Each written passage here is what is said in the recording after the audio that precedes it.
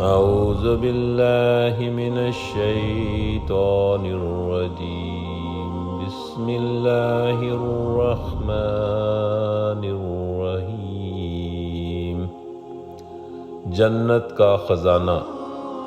ہمارے پیارے نبی حضرت محمد مصطفیٰ صلی اللہ علیہ وآلہ وسلم فرماتے ہیں، لا حول ولا قوت الا باللہ، جنت کے خزانوں میں سے ایک خزانہ ہے۔ صحیح مسلم کی یہ حدیث ہے۔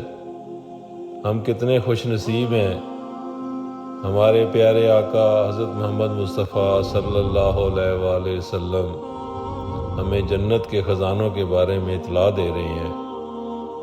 آئیں ہم زیادہ سے زیادہ اس دعا کو صبح شام اللہ کے حضور اپنی بقا، اپنی